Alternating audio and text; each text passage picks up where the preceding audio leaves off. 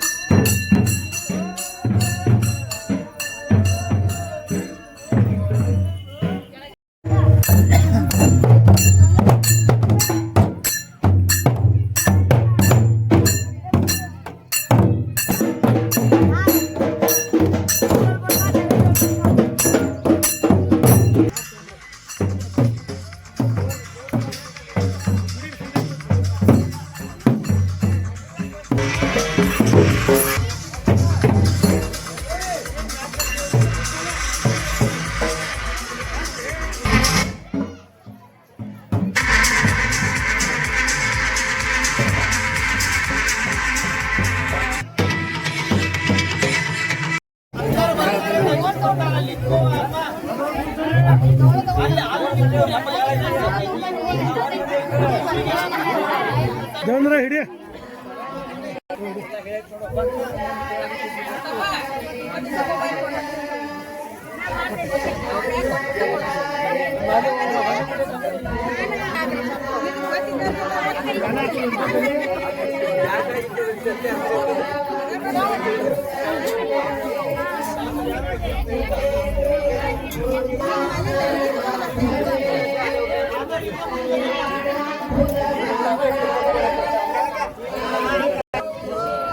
ಸೀರೆ ಮೇಲೆ ಹಾಕಂತೇಳ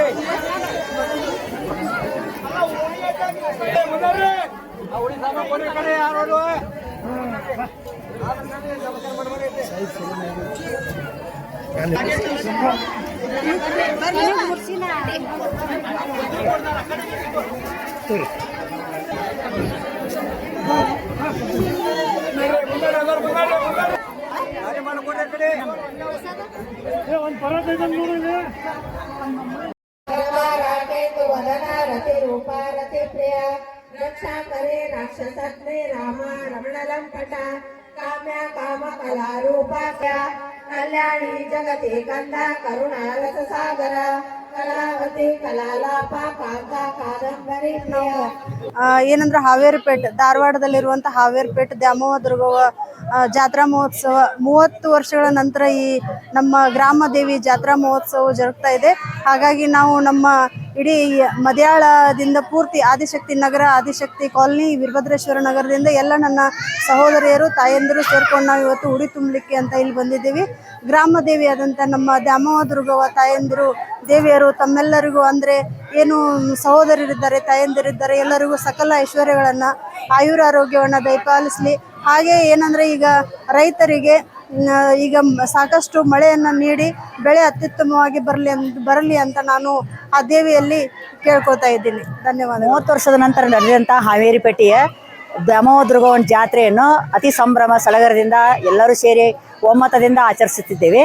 ನಾವು ಆದಿಶಕ್ತಿ ನಗರ, ವೀರಭದ್ರೇಶ್ವರ ನಗರ, ಆದಿಶಕ್ತಿ ಕಾಲನಿಯಿಂದ ಸುಮಾರು 75ರಿಂದ 100 ಜನ ಊರಿನ ನಮ್ಮ ಏರಿಯಾದ ಹಿರಿಯರು ಮತ್ತು ಮಹಿಳೆಯರು, ಮಕ್ಕಳು ಎಲ್ಲರೂ ಸೇರಿ ಉಡಿ ತುಂಬು ಸೋಮಣ್ಣನ ಮತ್ತು ನಮ್ಮಿಂದ ಏನು ಭಕ್ತಿ ಸಲ್ಲಿಸ್ಬೇಕಾಯ್ತು ಅದನ್ನೆಲ್ಲನೂ ಸಂಗ್ರಹಿಸ್ಕೊಂಡು 15 ದಿವಸದಿಂದ ಎಲ್ಲ ಮಹಿಳೆಯರು, ನಮ್ಮ ಹಿರಿಯರು ಎಲ್ಲರೂ ಕೂತ್ಕೊಂಡು ಮಾತಾಡ್ಕೊಂಡು ಎಲ್ಲರೂ ಸಂಭ್ರಮದಿಂದ ಬಂದು ಈಗ ದ್ಯಾಮವ್ವ ದುರ್ಗವ್ವ ಉಡಿ ತುಂಬಿ ಅನ್ನ ಪ್ರಸಾದವನ್ನು ಮಾಡಿ ಎಲ್ಲರೂ ಸೇರಿ ಮನೆಗೆ ಹೊಂಟಿದ್ದೇವೆ.